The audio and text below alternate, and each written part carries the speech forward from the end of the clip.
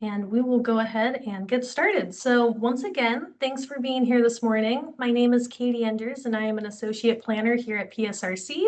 We're really excited about our transportation safety planning webinar we have for you this morning.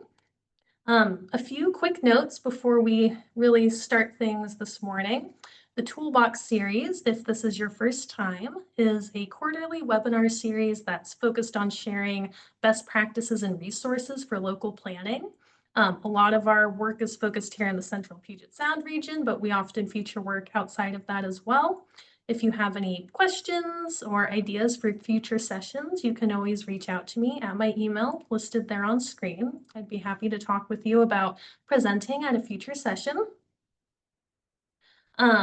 After we wrap up this year, 2025, we're already starting to think about our upcoming sessions next year. So we don't have a date set yet. That will be decided soon, but I did want to let everybody know that we will have a Parks and Open Space Toolbox session happening early next year. So if you registered for this webinar, you'll be on our mailing list and we'll get some information when registration for that event opens. I also wanted to let everybody know about PSRC's upcoming virtual regional transportation plan public meeting. So some of you may have heard about PSRC's regional transportation plan update that's taking place right now. We've been out across the region, engaging with the community in person, which has been great, but we also have a virtual public meeting that's coming up. So if yourself or people you know might be interested in attending that meeting, there is a very easy registration form that's online. So once I stop sharing my screen, I'll go ahead and share a link for that if you're interested. A couple of logistical notes today. This is a Zoom webinar, so you don't get to raise your hand, but if you have questions, we really encourage you to ask those in the Q&A. We will have a Q&A portion at the end of the webinar, and so we'll definitely be looking at those questions. So please ask those as our presenters are sharing. If you are an AICP certified planner, you will be eligible for 1 CM credit upon completion of this. So I do have some information at the end of the webinar about that. And finally, when you leave the webinar today, you'll see a Title VI survey pop up. And if you're able to fill that out, we appreciate it. There are some session resources that are available. So I'll also be dropping a link in the chat for a link to this supporting document of the webinar. So this includes some links to the work that the panelists will be talking about, as well as some background information about transportation safety planning. We are also recording the webinar today, and the meeting recording as well as the panelist presentations will be shared after the meeting. So I'll be sending out a follow-up email, likely sometime next week, that will have that information for you if you were not able to attend in person or if you want to share it with one of your colleagues. Diving into today's session, we're almost done with the welcome and introduction, which is exciting. But I'll just run us through the agenda for today. We're going to be hearing from my colleague, Gary Simonson, who's a senior planner on our transportation team here at PSRC. He'll give us an introduction to PSRC's regional safety action plan, as well as some basics about safety planning. After that, we'll hear from Michael Hintz, who is the transportation planning manager at the City of Redmond. Next, we'll be hearing from Eric Preston, who is the city traffic engineer at the City of Kent. And then finally, we'll be hearing from Mike Galizio, multimodal transportation supervisor, and Sean Phelps, senior transportation planner with Pierce County. After that, we'll all convene and do a Q&A, and then we'll be wrapped up no later than 11:30. So with that, I will go ahead and stop sharing my screen, and I will invite my colleague Gary to take us away. All right, good morning. I'm just going to go ahead and share my screen. And can everyone see that okay? Yes, we can. Okay, perfect. All right, so my name is Gary Simonson. As Katie said, I'm a senior planner with PSRC, and I was the project manager for our regional safety action plan, which I'm going to be talking to you about today. So just a little bit of background. In our current regional transportation plan adopted in 2022, We directed our staff, the plan directs our staff to develop a regional safety action plan that includes data analysis, strategies, actions, and performance measures. And this was directed to develop because we know that the traffic safety trends are really headed in the wrong direction and is really a sort of a crisis in our region right now. So soon after that plan was adopted, USDOT announced the Safe Streets and Roads for All program, $5 billion over 5 years for safety planning and project implementation. And so we applied over a couple of cycles and were awarded $8 million for the development of our regional safety action plan, as well as funding that's we serve as a pass-through for and goes to 15 local jurisdictions who also develop safety action plans. And you'll be hearing from a few of those today as well. So for our work, Regional Safety Action Plan development, we contracted with the consulting agency WSP for technical support and with Uncommon Bridges for help with engagement. So this is really a data-driven plan in order to sort of understand what we want for what it makes the most sense to include in our menu of strategies. We need to have a better understanding of what's actually happening sort of on the ground in the region. So we collected nearly a decade's worth of data, crash data from WSDOT that has a lot of detail about every crash, about every death and serious injury and incident that happened on the roadway. And we sort of looked at that every which way and came up with these key findings. And I'm just going to go through this quickly, if just a few highlights, because for the sake of time. But I will note that there is a link to the to our plan as well as to our website, which has a lot more information about these on this at the end of this slide deck, and that'll be posted online. So if you're interested in more, you can look at that. But just so a few highlights. Deaths on the region's roadways doubled in the last decade, and bicyclists and pedestrians represent nearly half of the increase in deaths. Communities that have lower income residents and/or majority people of color have significantly higher rates of deaths and serious injuries than the region as a whole.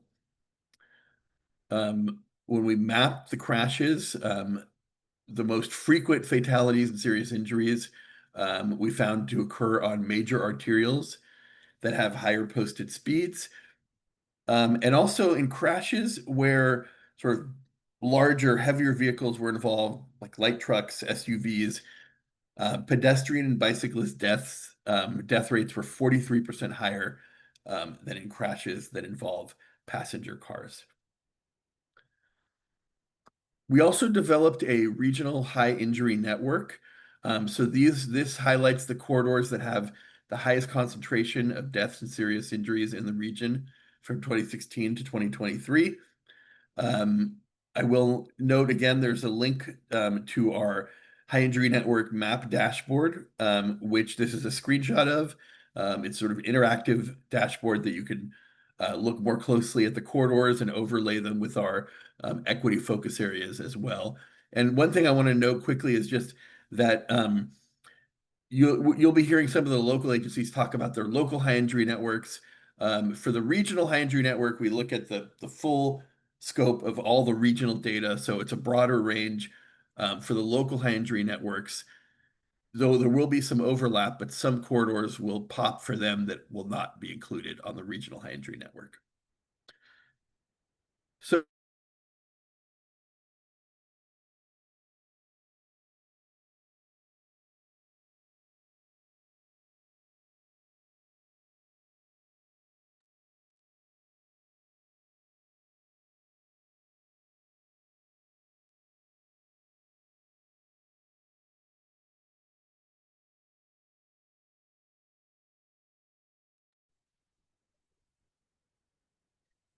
Gary, I think you froze. I'm seeing people in the questions here. Let's see if Gary can unfreeze. Oh, okay, you're back, Gary. You're muted, but you are back. Gary, you are still muted. Okay. Sorry, we had just gotten to the slide that was about public engagement when you froze. For this one right here? I don't see a slide personally being shared, so I think you'll have to reshare. Okay, I'm gonna have to redo it. Sorry, it Oh, completely that's okay.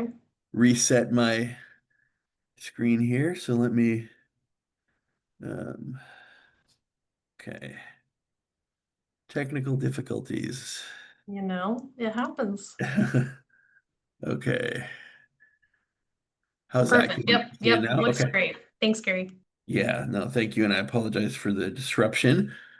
Okay, so yeah, public engagement was really a sort of huge part of our process. We wanted to inform folks about what we're doing, as well as hear from people to sort of help inform the work that we're doing. And so we went to a number of different areas. We wanted to make sure that we sort of provided as many opportunities as possible. We went to community events.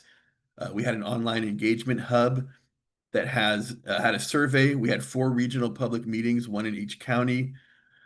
We had focus groups, public comment process, public opinion survey. And what we sort of heard, we heard a number of different things, but really sort of the things that emerged as sort of the most frequent things that we heard were vulnerable users are top of mind. So bicyclists and pedestrians, people recognize that the transportation system is particularly unsafe for these users. People are concerned about safety trends and where things are going, but not surprised. They're seeing these things happening on the roadway.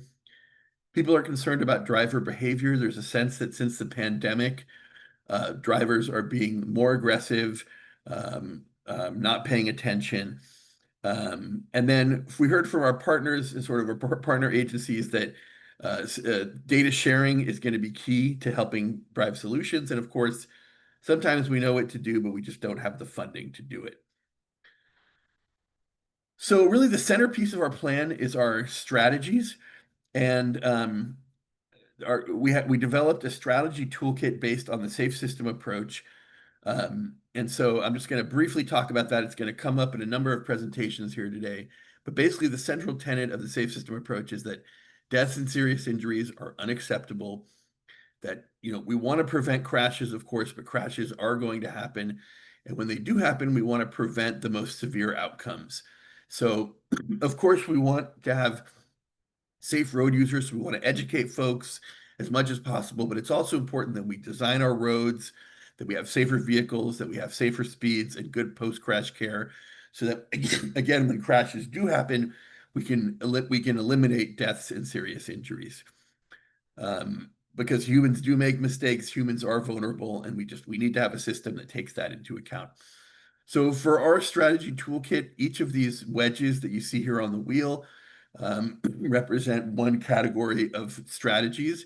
And I should note that this is the USDOT version. The WSDOT version also has a safer land use wedge as well. And I'll note that we have some strategies related to land use also. So based on as I said, this is a data-driven plan. Based on our analysis, we uncovered a number of different emphasis areas. So these are the places where the crashes are happening: urban multi-lane arterials, rural highways, tribal areas, high-capacity transit stations, and areas of lower income. The crash types that we're seeing are most frequent are pedestrian, bicyclist, road departure, intersection, and lane departure. And contributing factors related to human decisions, we're seeing like speeding, impairment, distraction, and failure to yield. So based on that, we developed these 5 tables. This is just one example of the table that agencies can use to identify the strategies that best suit their specific situation. So we recognize that one size does not fit all. That's why I wanted to provide a menu of proven strategies so that local jurisdictions can sort of take into account their local context, what they're dealing with, and identify what the best strategy is for them. And so the way these tables work is you got at the top the emphasis areas and the contributing factors as columns. And then on the left there, you'll see we have 2 types of strategies: design and engineering strategies and planning policy and program strategies. And so, for example, if an agency is having an issue with, on an urban multi-lane arterial and there's failure to yield happening, they can identify that high visibility crosswalks will be an effective strategy to use. And this is just an example of sort of a suite of strategies that an agency can develop, kind of utilizing our strategy toolkit. So again, if they're dealing with a specific pedestrian safety issue, they can do for design and engineering strategies, high visibility crosswalks, leading pedestrian intervals. For planning policy and program strategies, they can do a study to identify what intersections need better lighting and implement countermeasures to lower vehicle speed so that we have safer, more connected pedestrian networks. So next steps, just note that the plan was adopted at our General Assembly in May of 2025. It's currently informing the development of the next regional transportation plan, which will be adopted, is anticipated to be adopted in spring of next year, as well as our project selection process for distribution of PSRC's federal funds. And we're also working, because on tribal lands, the concentration of deaths and serious injuries was significantly higher. We're working with our tribal partners to develop an addendum through the end of 2020. We're working on that through the end of 2025. It'll be available by the end of the year, and we'll have specific strategies for those areas. And thank you. That's the end of the presentation. And I'm going to turn it over now to Michael. Stop sharing here. Okay.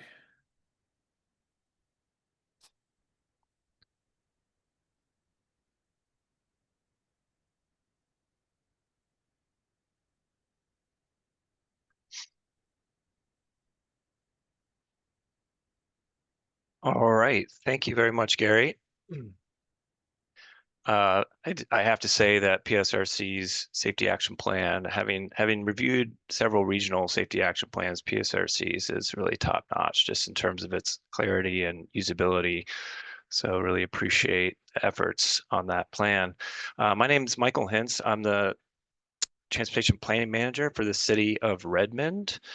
And I've been at the city for about a year and a half. I just have to say that safety planning is something I care a lot about. I was a consultant prior to coming to the city of Redmond and happened to work on Kent's action plan, Pierce County, and the regional action plan. So it's really fun to see all these come together and be part of this session this morning.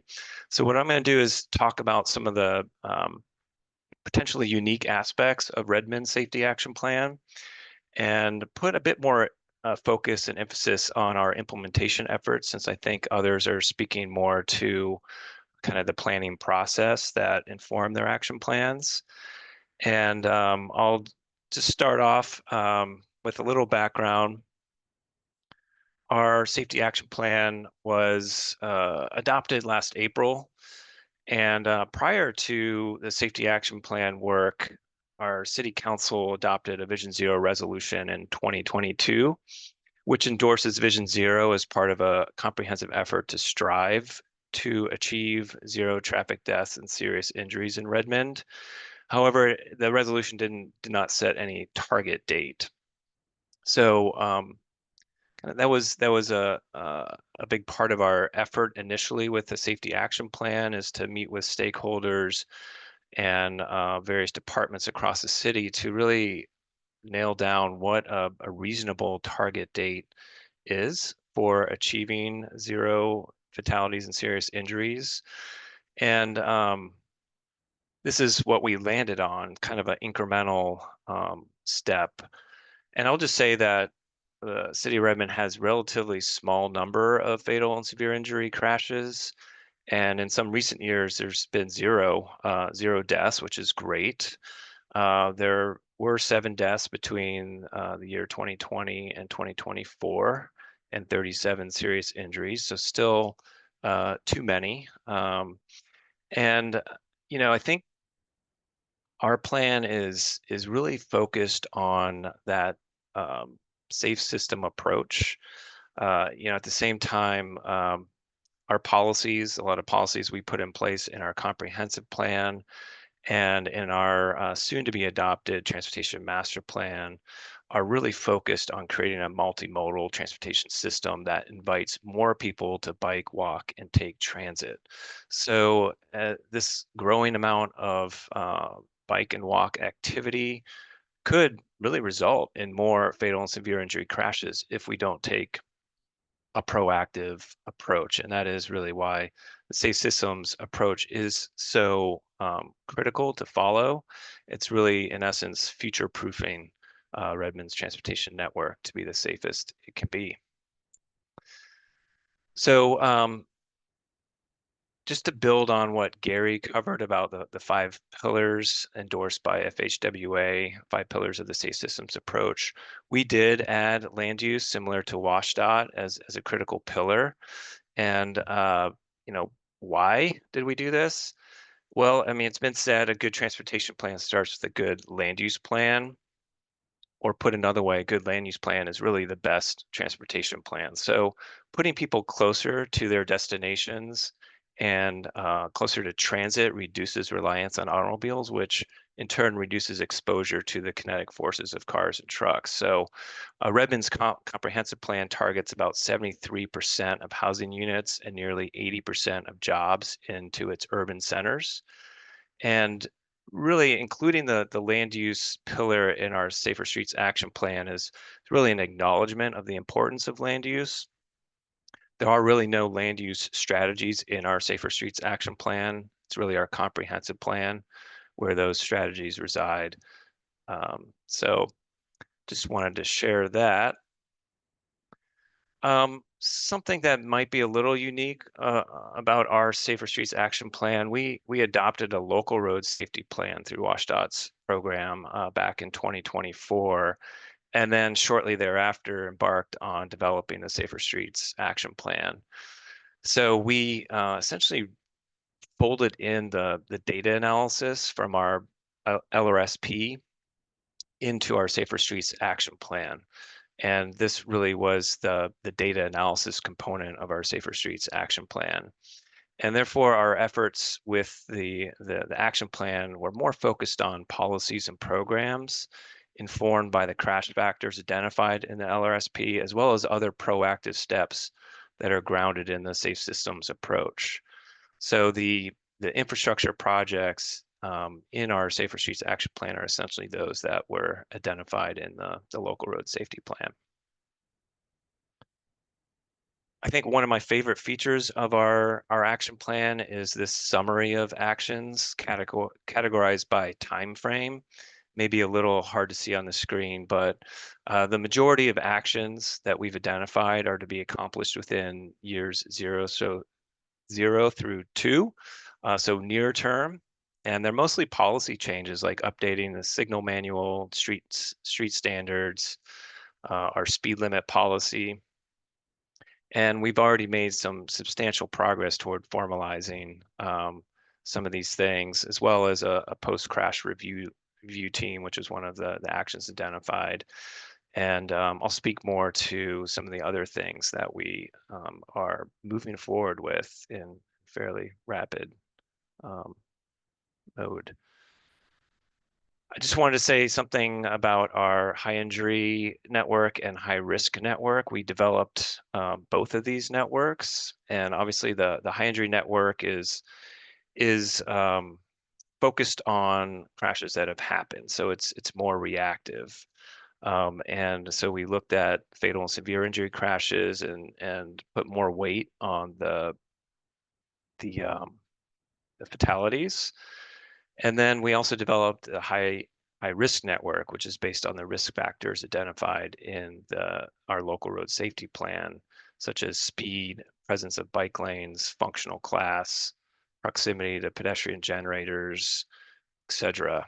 And we then combine the 95th percentile segments from each of the networks to identify our highest priority segments, which are shown in purple on this image. And currently, we have projects or are planning projects on at least half of these purple segments.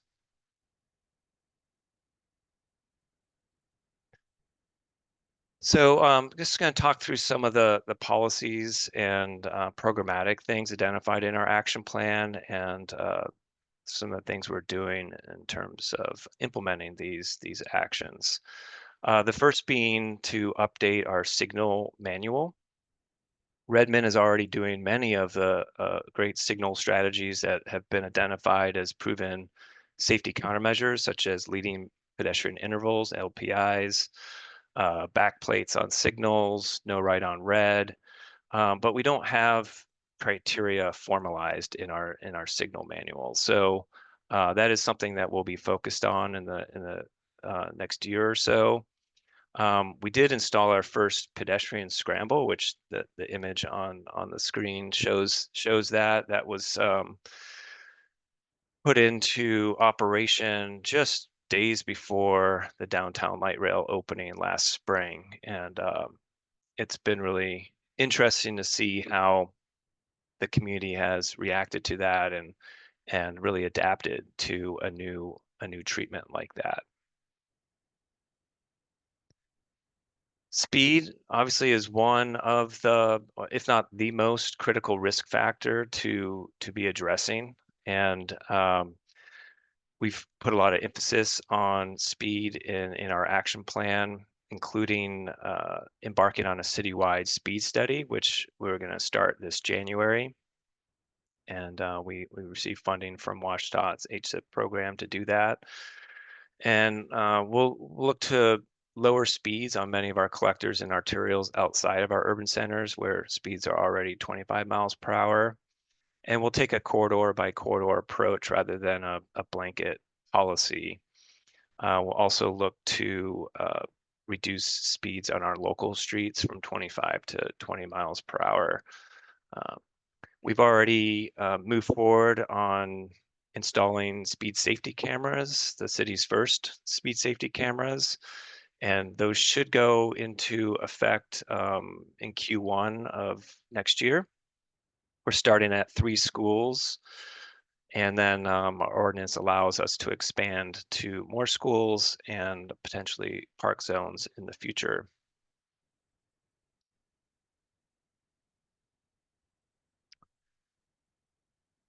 So in our comprehensive plan, we've identified so-called pedestrian priority zones. And this is a map that shows those priority zones.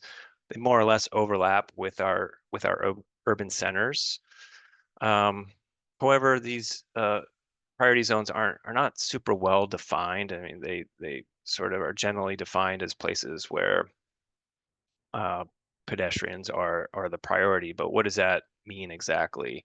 And since our urban centers are where we expect to see the highest levels of pedestrian activity, we try to define the types of treatments that should be put in place to prioritize pedestrian safety in these zones.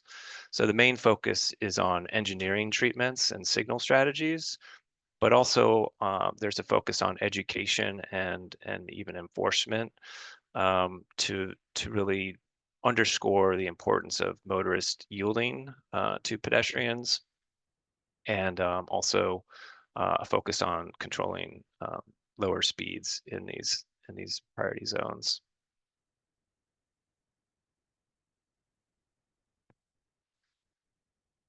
We really recognize the importance of safety around schools, and also just the fact that we have far too many parents driving their kids to school, which causes congestion in the morning.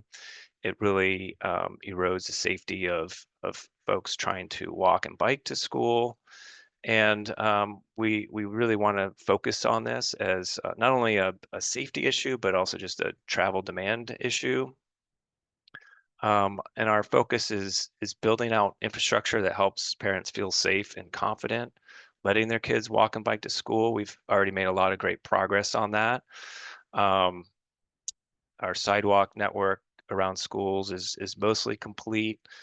We've also in our transportation master plan have put some attention on sidewalk alternatives, recognizing that it may be infeasible to build sidewalks everywhere, and we're looking at other alternatives like in-street pedestrian walkways, shared streets, and treatments like that.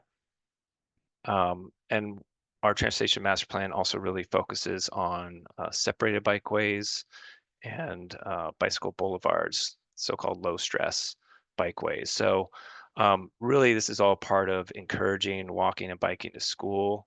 And safety education is also a really big component of this, and our action plan uh, talks about working with Lake Washington School District and WashDOT to bring the Let's Go Safety Education program to Redmond schools, which is proven to be a highly effective program in various districts across the state. Kind of building on the education piece, safety culture, this is something you'll see a lot in action plans. And it's kind of it's a squishy thing, and it's one of the harder things to really accomplish. I think we have an interesting dynamic in Redmond. In our downtown, we have over 20% of our residents that don't have cars, but as a whole, the city is still very much a car-centric culture. And so as we make changes to infrastructure, we need people to understand the why of why we're making these changes before we can expect them to change behaviors and achieve a culture shift. Human behavior is really influenced by beliefs. So changing behaviors requires changing those beliefs about the behavior. So safe behavior is the norm and the expectation, and it's really driving that home. Uh, Behaviors like not yielding to pedestrians and crosswalks, running red lights, speeding, or just not in alignment with community values, and pose a risk to families and friends. So that's the kind of messaging we're trying to push out as part of our building a safer Redmond together. And we also push out a lot of safety messages on a regular basis and amplify messaging that is being put out by the King County Target Zero efforts. So this is going to be one of the harder things to achieve, but I think it's really important to be consistent and persistent on the messaging. And infrastructure is definitely going to influence behaviors, but it's really changing people's beliefs.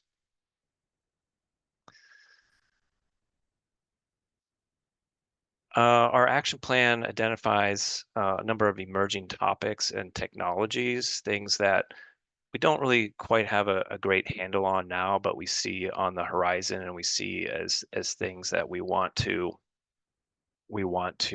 pursue. Vehicle safety at the local level really starts with city fleets, and some of our fleet already has some telematic technology in vehicles, which can track things like acceleration, hard braking. And as the fleet is replaced, the city will be looking at intelligent safety features such as advanced driver assistance, automatic emergency braking, blind spot monitoring, etc. So that's a really important action that the city can take to improve vehicle safety. Intrigued by the smart signs that both King and Pierce counties piloted last year, and seem to be somewhat promising in terms of reducing distraction, speeding, and unbelted drivers. So that's something we'll be keeping an eye on and evaluating for possible local deployment in the coming years. And then I added e-motorcycles to this slide because it's a hot topic right now, and I think it's just it underscores the fact that our transportation safety efforts must adapt to emerging issues. And this is certainly one that is catching a lot of attention, something our action plan does not talk about at all. But these e-motorcycles that a lot of youth are driving around, they go 30, 40, even 50 miles an hour, and really a high risk thing that we're trying to nip in the bud. So yeah, just underscoring that there's a lot of emerging issues. I think especially true with the onslaught of technologies being enabled by artificial intelligence. we'll always need to be adapting our safety planning efforts. I think that's my last slide, so I will hand it over to Eric from the city of Kent.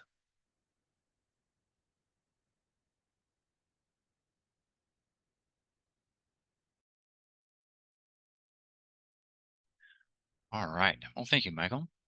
Yeah, my name is Eric Preston from the city of Kent. I'm the city traffic engineer there. And yeah, happy to share with you today about Kent's Target Zero Action Plan.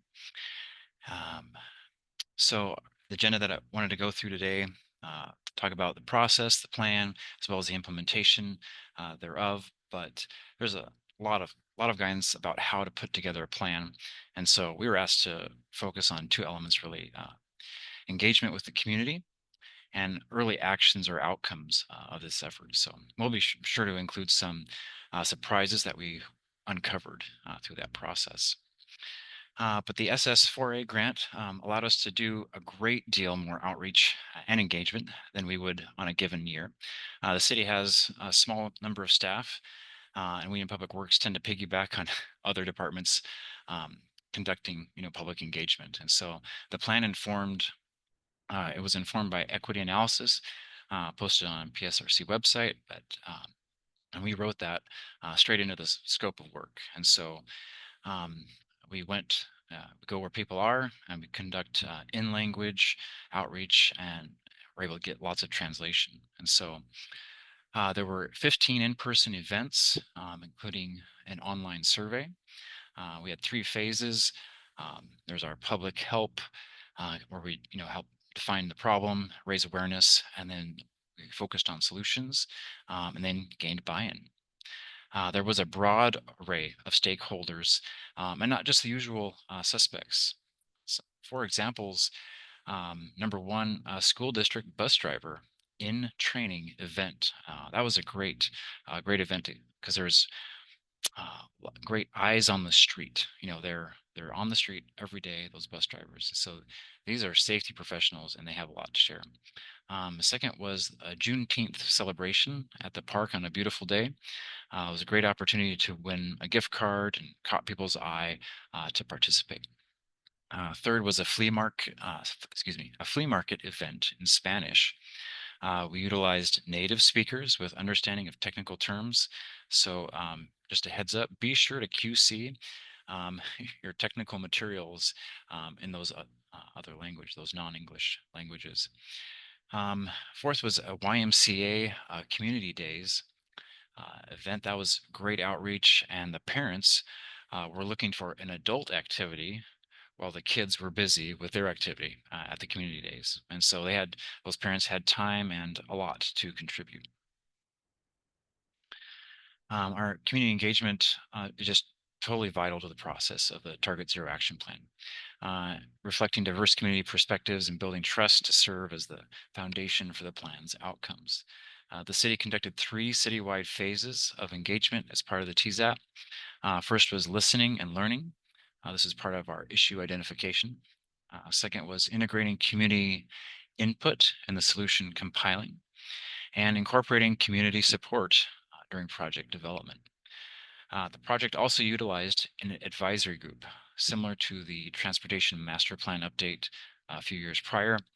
And that group was tasked with understanding the issue and listening to the public. Their second task was to identify and discuss solutions. And thirdly, to go out for feedback and engagement. So the advisory group during the process, they were paired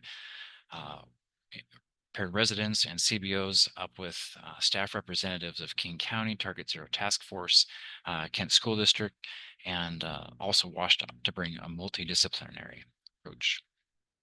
So now I'll kind of jump on to the city's high injury network.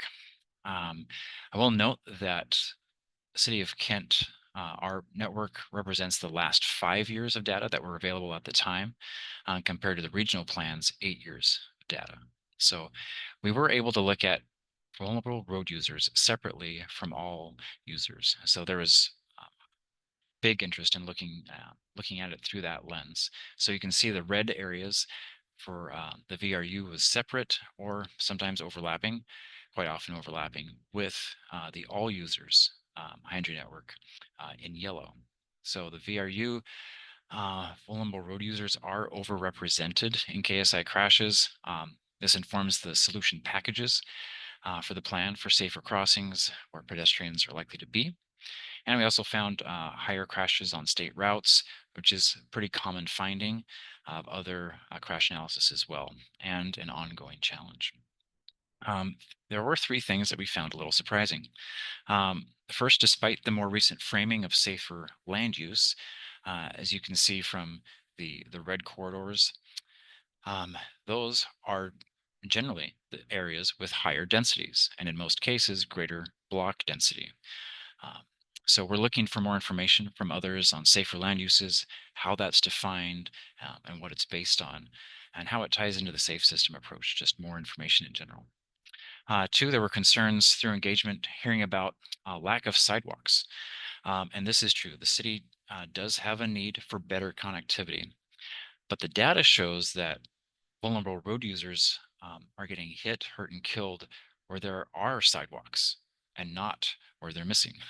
So that's counterintuitive, but it's still informative. The solutions we're working, through grants like PSRC's on are for shorter and more visible crossings and shorter crossing distances and shorter distances between crossings. The third thing we found a little surprising had to do with trucks. There are a lot of trucks in Kent. With a major manufacturing and industrial center, there was also a concern voiced about trucks, but trucks were not found to be a significant contributor to crashes or crash severity.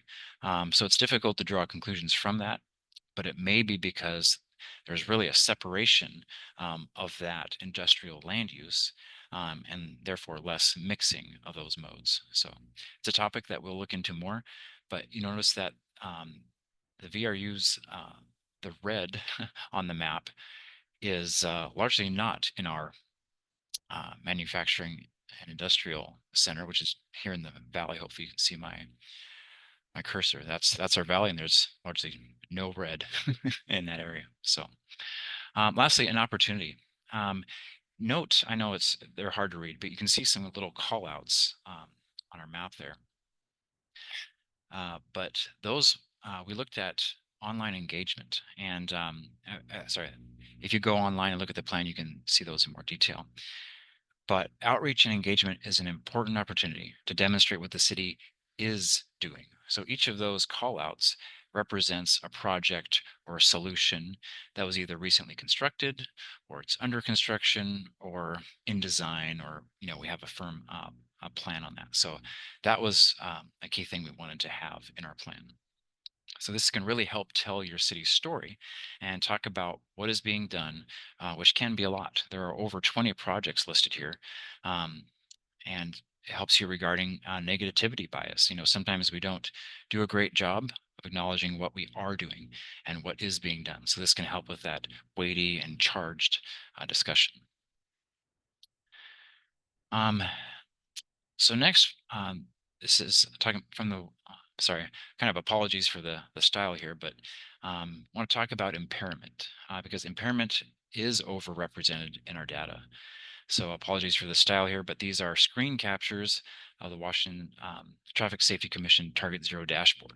And so this is a significant finding, and it's surprising to us that at first that WSDOT data and the Washington Traffic Safety Commission are not the same when it comes to impairment. As many of you know, impairment data lags. The toxicology results are backlogged and typically only done automatically for fatalities and not for serious injury crashes. And then they can even get tied up in legal determination and delayed further. So as a regional safety plan notes, this can cause a discrepancy in the data. So 3 takeaways though. The WTSC reports out on the impairment data for cities and counties, lists impairment as a priority level 1 area for all 4 counties in the PSRC region, including King County. But note at the bottom there, the trend lines over time. Excuse me, they tell a tale as well.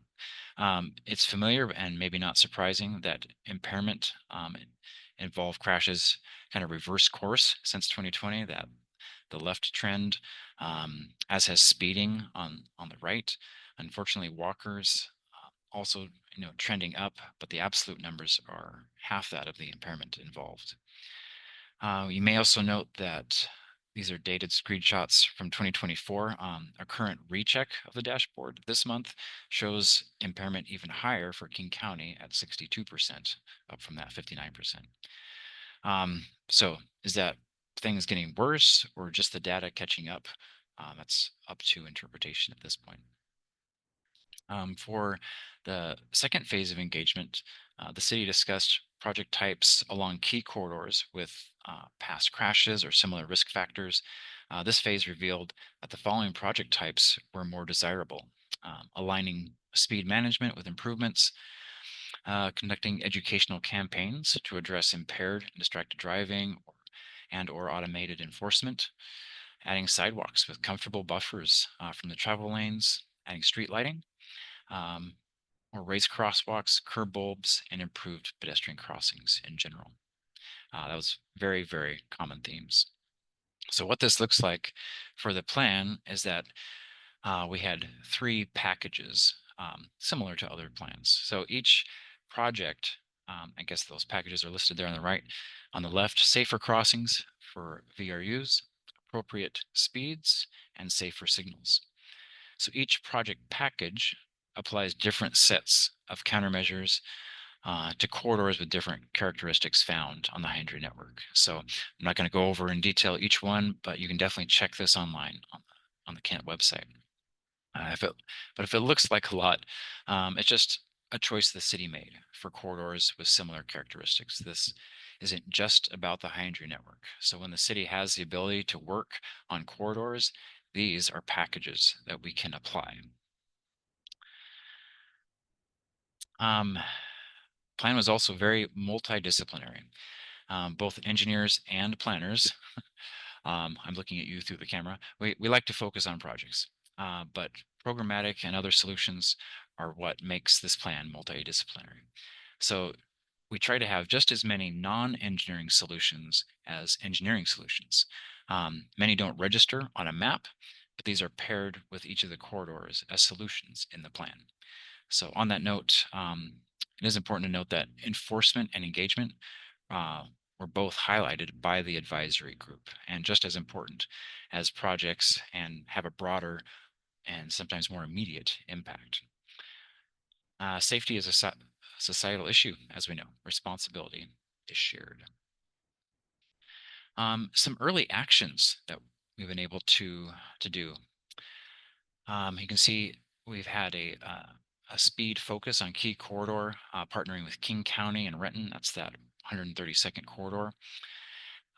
Quick build extruded curb additions to a couple different corridors. Had in-language education and outreach materials. You can see some of those there on the left. And we're looking at speed limit adjustments to 4 state routes. Those are in process right now, as well as applying to TIB grant for walking paths on our high-entry networks. And we also have received a DOI focus grant from Washington Traffic Safety Commission. And we'll be also applying for HSIP program fundings. You can see part of those outreach materials, a picture in the lower left. We handed out glow sticks, as well as made those other materials available at the Be Safe, Be Seen sort of messaging at the Halloween outreach recently here in the city of Kent. And so as an example of that outreach education for the plan, that if you feel different, you drive different, this was a workshopped phrase by Washington Traffic Safety Commission that is applicable for the whole state. It's non-judgmental, it's factual, had that nudge framing.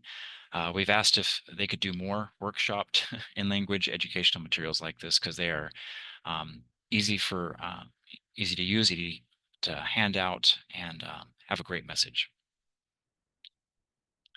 So last fact, and then I can wrap up here. Um, this picture you see here is just another visual reminder of what we're working for. With a useful fact learned from engagement with the school district bus drivers.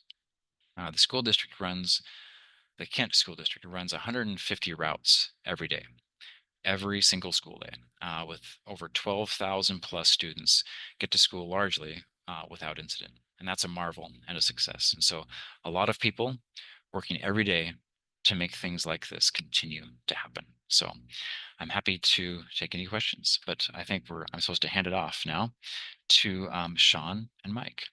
Thank you very much.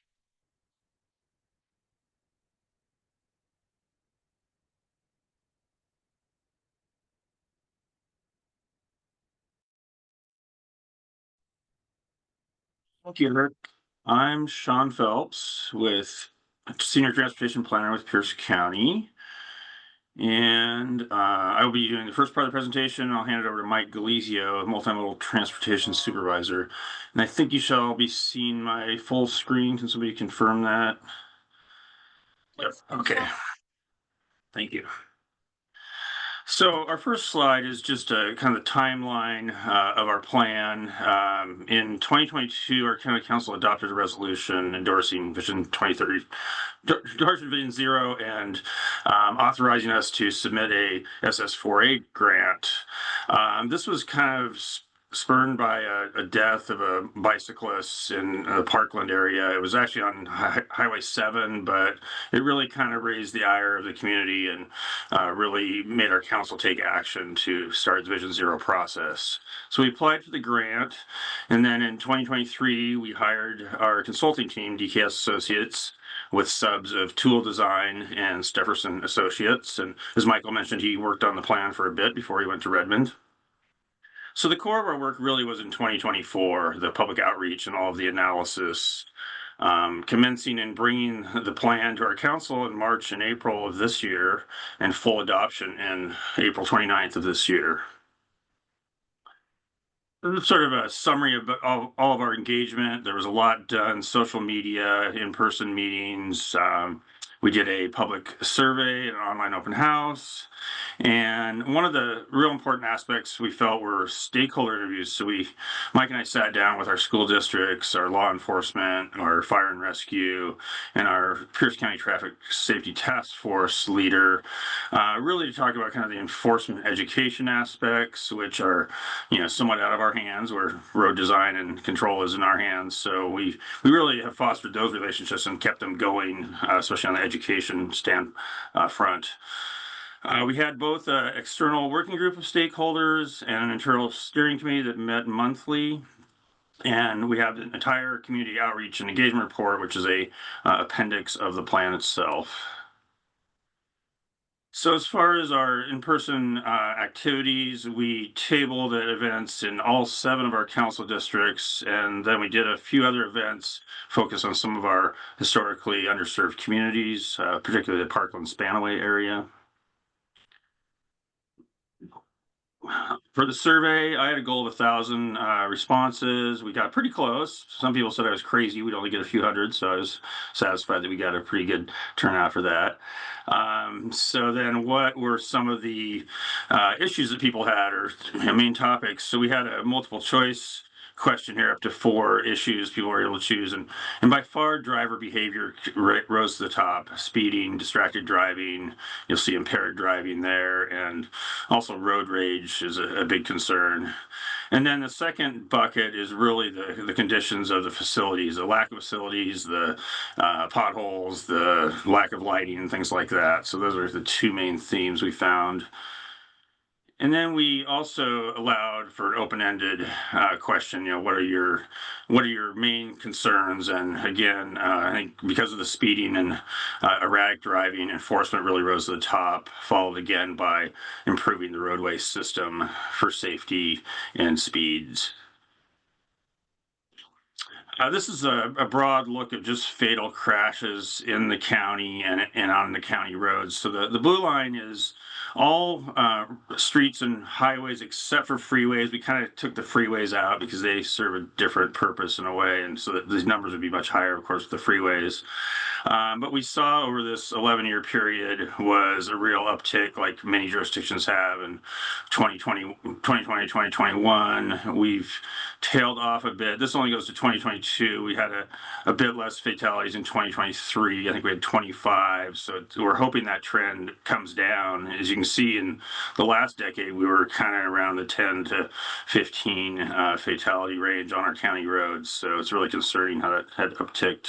And hopefully we're going to bring that back down. And as our goal at the bottom says, the county council in the resolution wants us to achieve 0 traffic deaths and fatalities by 2035. So we definitely have our work cut out for us. So similar to the other presentations, we developed a high injury network. This is most of the county shown here. Sort of in the middle is the urban unincorporated area where we're seeing most of the high injury network. There are some outliers in the southern part of the rural area and a bit in the peninsulas. And then the high risk network was developed, a predictive model based on various factors. Michael presented that as well. Ours is a little different in that we did look at the similar things like traffic volume, functional classification, and speed limit. Then we looked at a couple of our indices, the equity index and the livability index, because those underserved communities tend to have higher rates of crashes. And with that, I will hand it over to Mike. Great. Thank you, Sean. Mike Galizio with, I work with Sean at Pierce County Planning and Public Works, and I'm also a member of PSRC's Regional Staff Committee. Sean covered our engagement and data collection and analysis efforts, and I'm going to cover a little more of the content. One of the other major tasks we did was to have our consultant do a comprehensive inventory and assessment of all of our different safety policies, plans, and programs. And this is kind of a list of all those documents. And with the assistance of our internal steering committee, we were able to come up with recommendations on how to improve the internal processes and procedures in order to further enhance safety. And so, as Michael mentioned in his presentation, the county also has a previous local road safety plan, which is the item listed last here. And so this action plan pretty much supplements and updates our previous safety plan.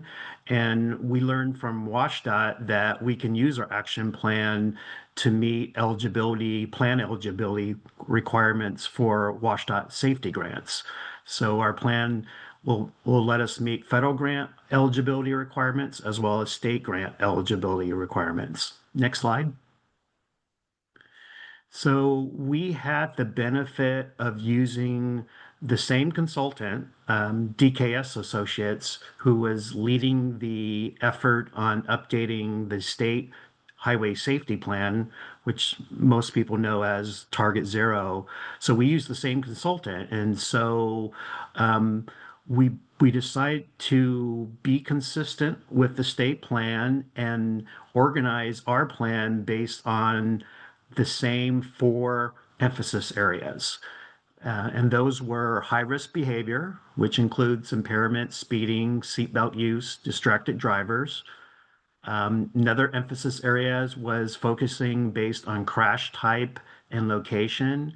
And for our county, we have a big rural area, so we identified strategies for both the urban and the rural areas.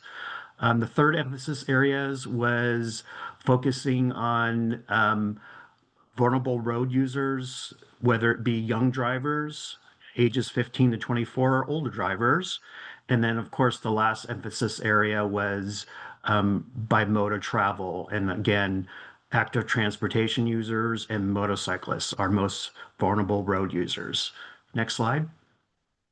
So here's this slide shows all the different examples of strategies that we identified for our different emphasis areas. And again, I won't cover all these, but I want to call out the ones that are specific to our rural areas. And based on our data collection, we found lane departure and crashes and intersection crashes were the most common crashes in our rural areas. So a lot of these strategies listed here focused on those rural areas. So under lane departure, we identified advanced warning signs, pavement markings, high friction surface treatment, and rumble strips as safety measures for those types of crashes. And then for intersections, we're looking at more use of converting intersections to roundabouts, updating our traffic signals, and and also installing other advanced warning systems at intersections. Next slide. Again, these are examples, a wide range of examples for the other emphasis areas, focusing on the more vulnerable road users. One thing I would point out on these is that they are a mix, our menu of engineering, education, and enforcement strategies. So we took kind of a multidisciplinary approach with these strategies. Next slide. Next slide, Sean.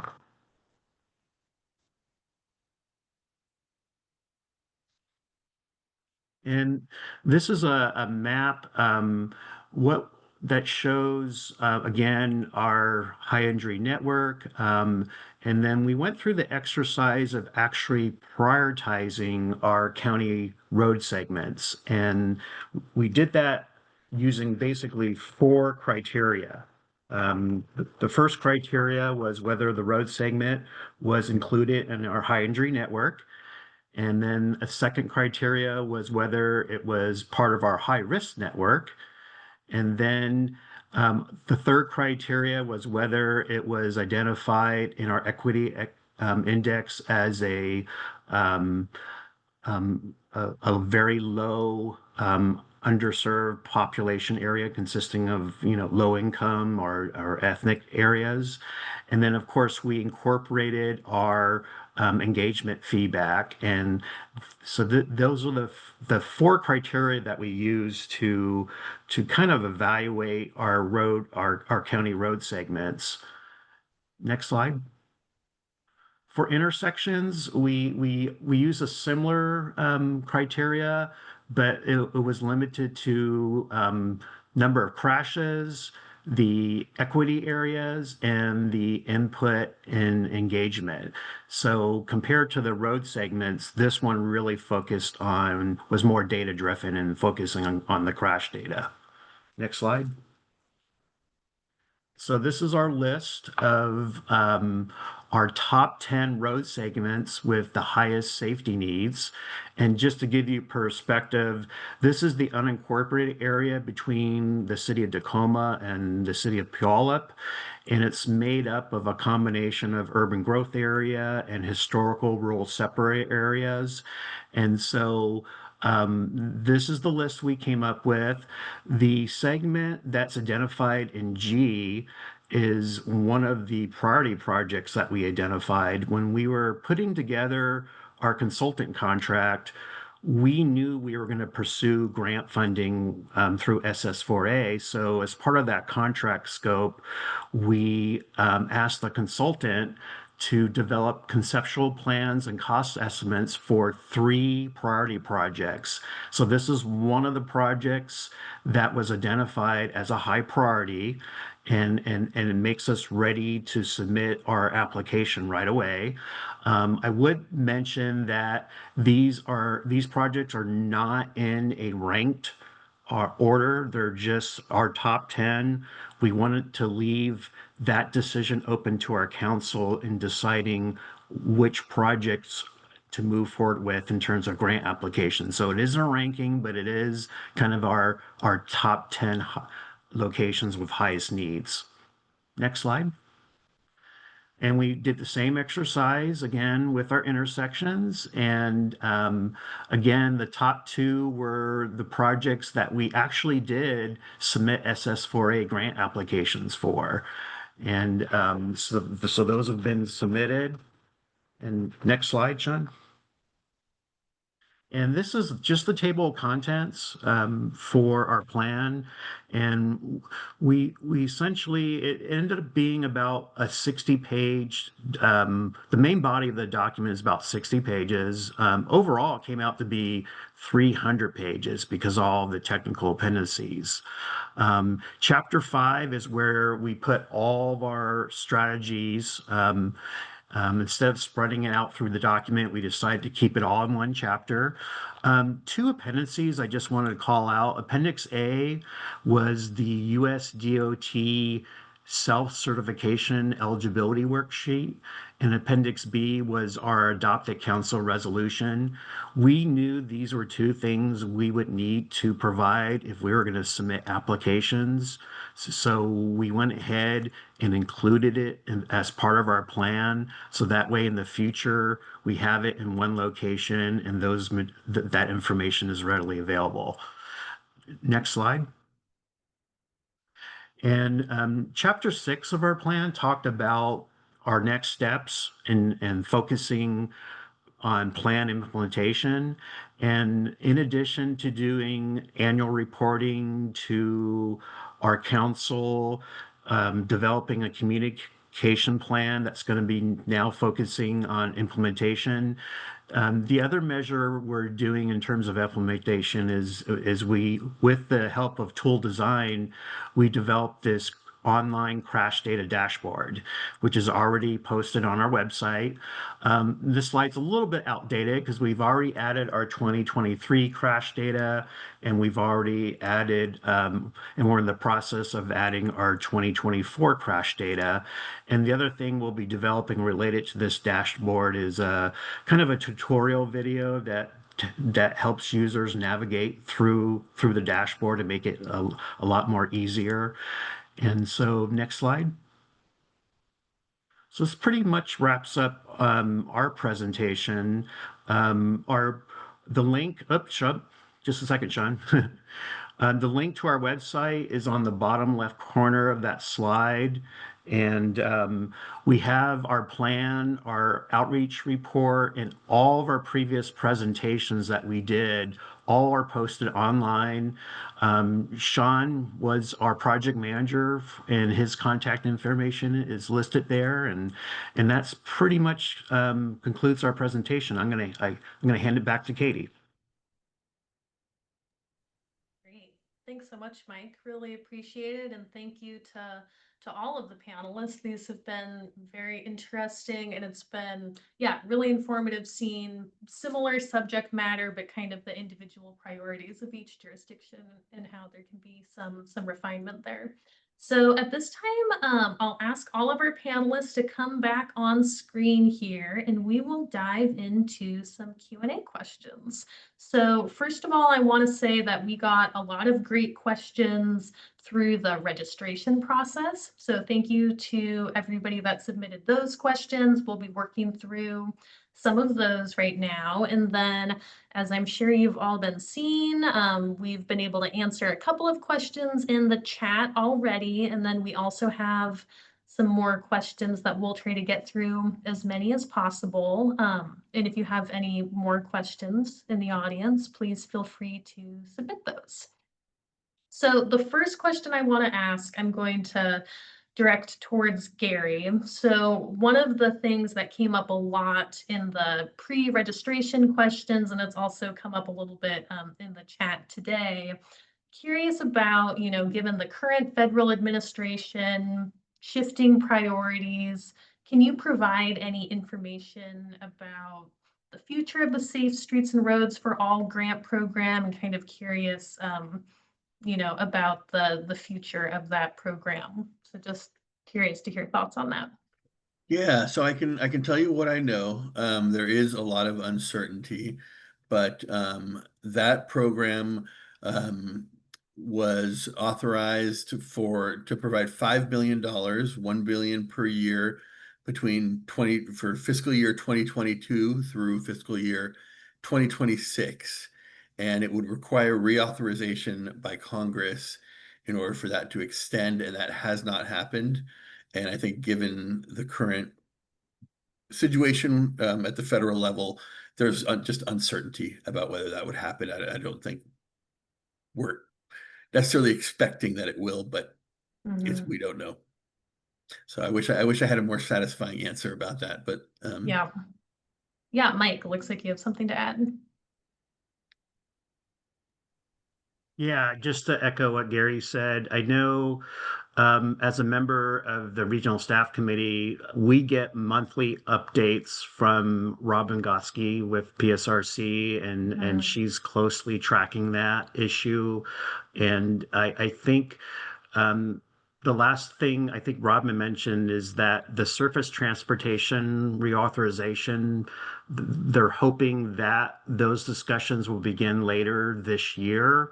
But here we are in November, and now we have a government shutdown, so that's kind of changed everything. But I know that PSRC officials, including our county executive, Ryan Mello, took a trip to Washington, D.C. a couple of months ago to advocate for the continued funding for this program. And it is a safety program, and we would hope it would be universally supported by all parties in all states. So we're keeping our fingers crossed that it will be one of the programs that will be retained, maybe changed a little bit in terms of the criteria and eligibility requirements, but we're hoping it will get continued. Thanks. Thanks for that addition, Mike. Yeah, that's super helpful. And you're absolutely right. We do have a great government relations team here at PSRC that is definitely very plugged in on these types of issues. Okay, moving on to a couple of other questions. I have a couple that maybe are kind of quicker ones that could get explained. So there was a question for Sean.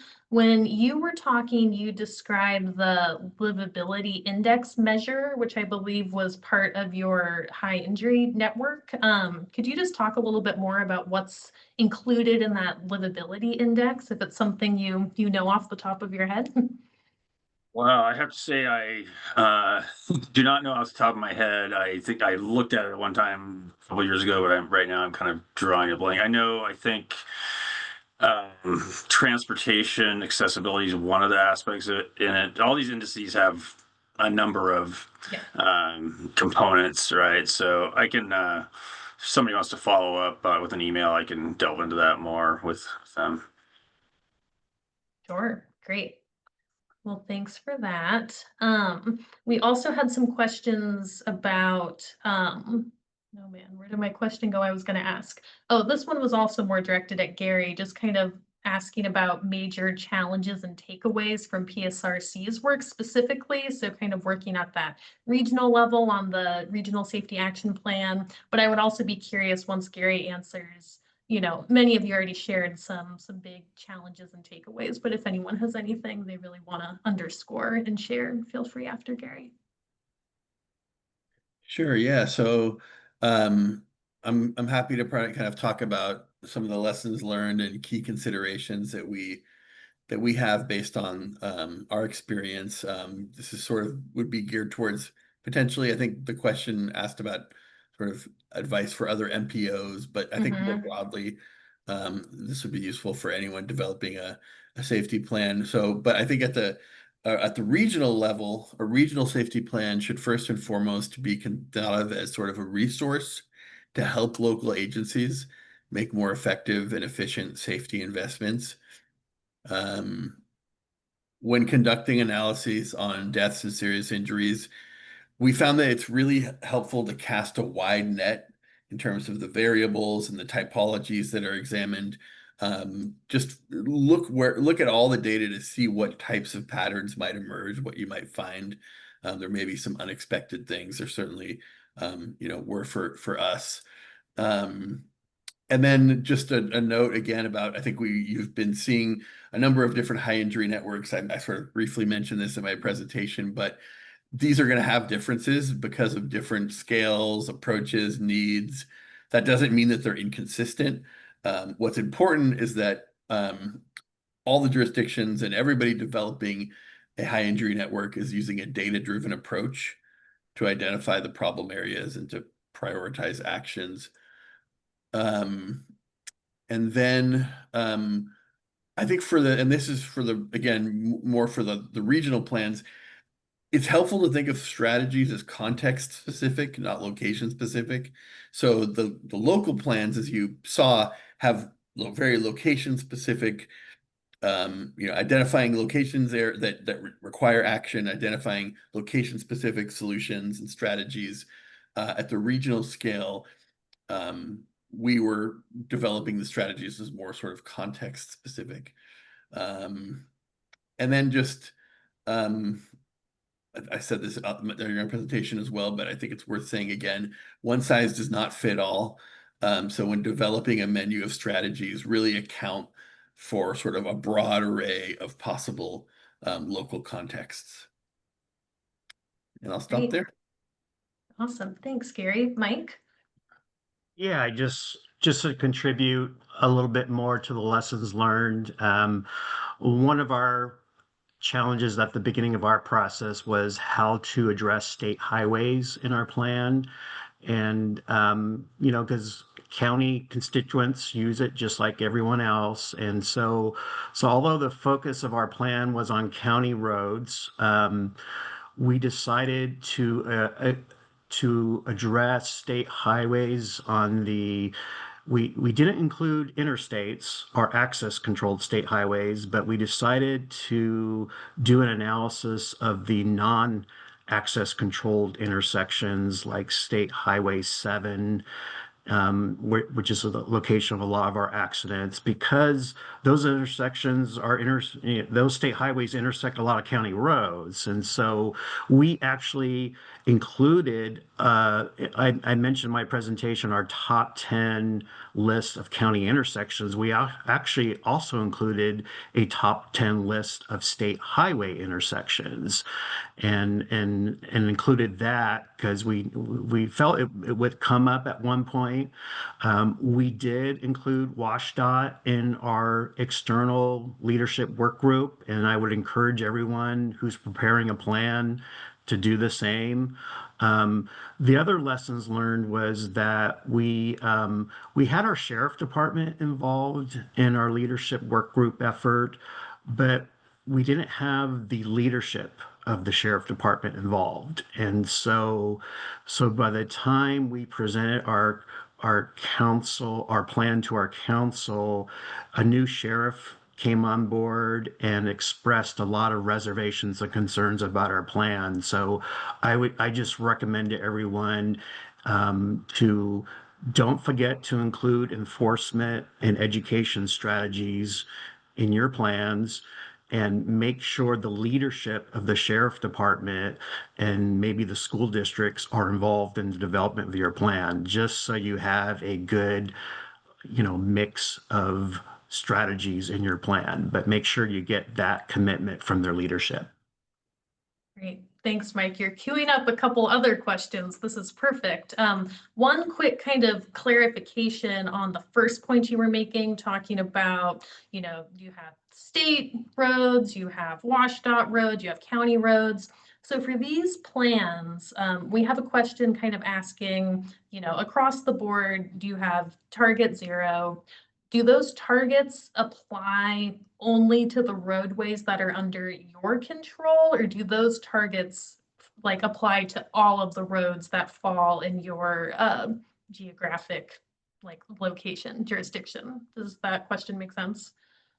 Yeah, again, Mike Galizio of Pierce County, our plan, we followed our council direction in the resolution authorizing us to, prepare the plan, and their goal was to achieve 0 traffic fatalities and serious injury on county-owned roads by the year 2035. So we literally took that direction from our council, and that was the focus. So we didn't look at city roads or our state highways that were on the interstates or access control, where the focus was just on our county system.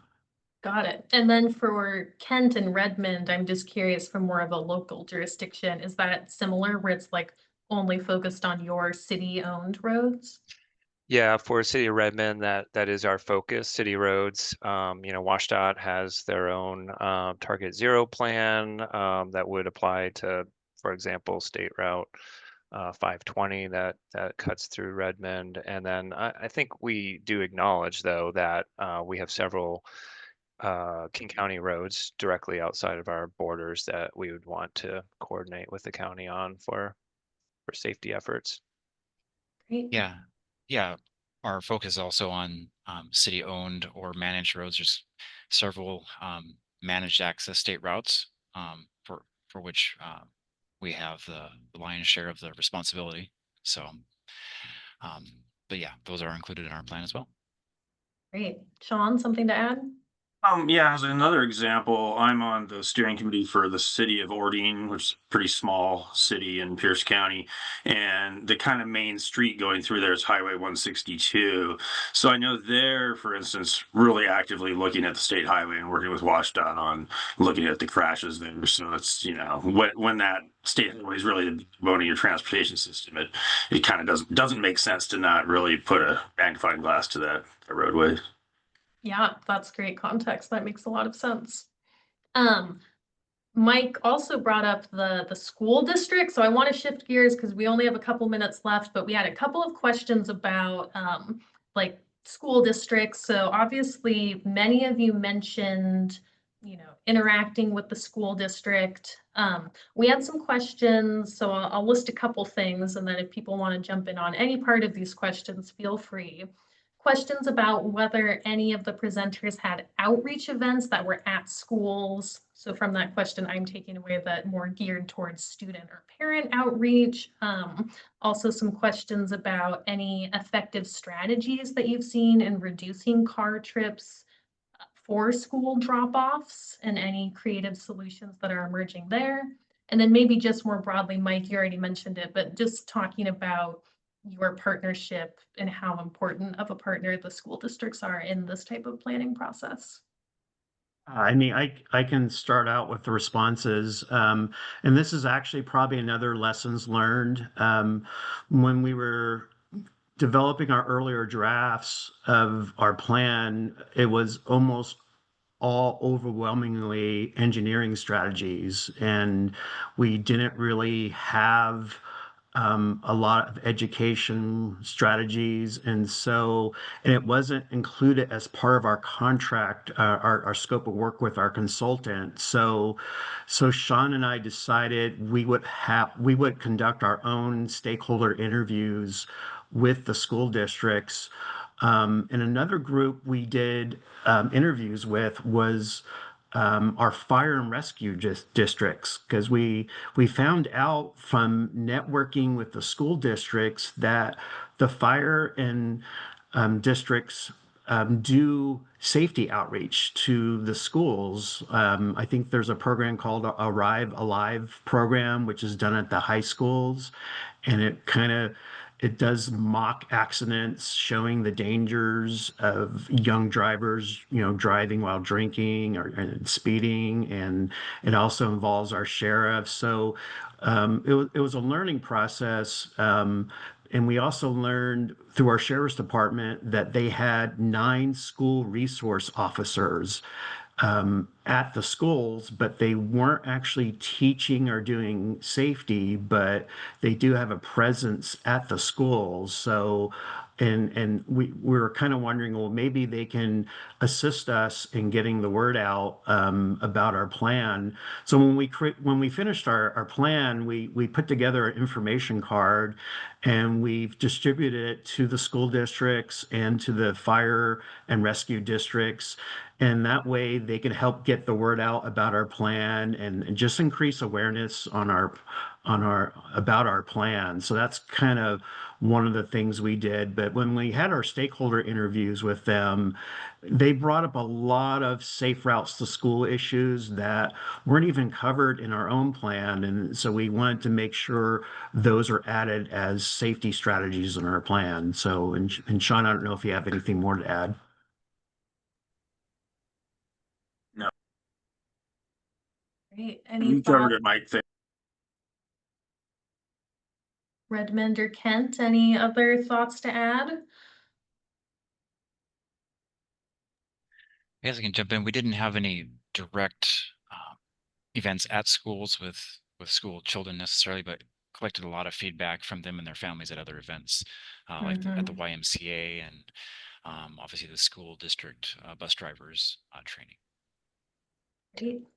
In terms of effective strategies, I think, I mean, this is definitely an area that we're really focused on and wanting to do more work in. But, you know, it really is about building out the infrastructure that helps parents feel safe and comfortable letting their kids walk, bike to school, but also engaging the parents themselves in those activities through walking school buses and bike trains. I found some success in other communities. And I think lastly, really engaging the students themselves, particularly high school students, to help develop and deliver a lot of the messaging. Great. Okay, we'll go to Eric and then Mike, and then unfortunately, we still have more questions. I wish we could answer them all, but we'll have to wrap up after that. I'll just say that it's very important to coordinate with your school district transportation team. They are key partners for us. And our Kent Bicycle Advisory Board conducts a bike rodeo. They work closely with schools on that, and they are expanding into a rolling school bus similar to a walking school bus. Working on that. Cool. Yeah, and I would just add, we didn't have events at schools, but our communication department, which did a fantastic job, led our outreach effort, and they identified, as Sean mentioned earlier, events that were spread out through the county that were really, really popular events. And so those are the ones we targeted because we knew a lot of people would go into those events. And so instead of people coming to us, we went to them at the locations where we knew they would be. Great. Gary? Yeah, I'll just be really fast. Before we close out, there was one question asking about on major arterials, what is the safest crossing treatment for pedestrians? And I thought this is a really great opportunity to kind of just highlight how our plan can help address those questions. So I'm going to share my screen really quick. So this is that table that we looked at earlier. And so the question is about, safest crossing treatments for pedestrians on major arterials.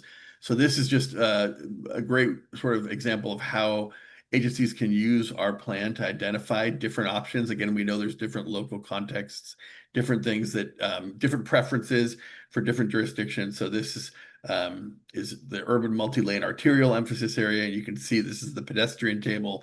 Here are all the options.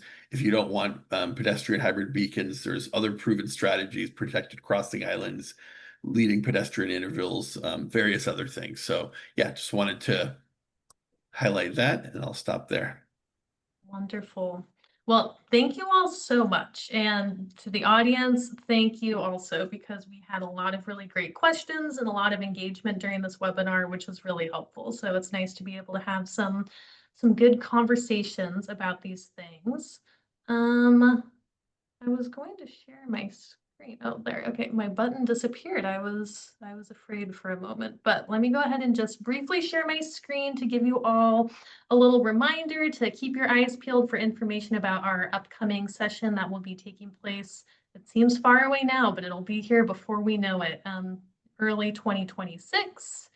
A final reminder about the virtual regional transportation plan public meeting. That information is in the chat.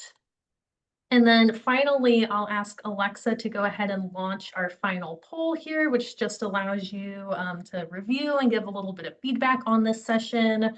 If you are looking for AICP credits, you have the information on the screen right in front of you, and you can also search on the APA website using our webinar title here. And with that, I will go ahead and once again just say a big thank you to our panelists. Really appreciated you all taking the time to share with us today. And I'll go ahead and say goodbye. Hope everybody has a great rest of your day and enjoy the rainy weather. So bye.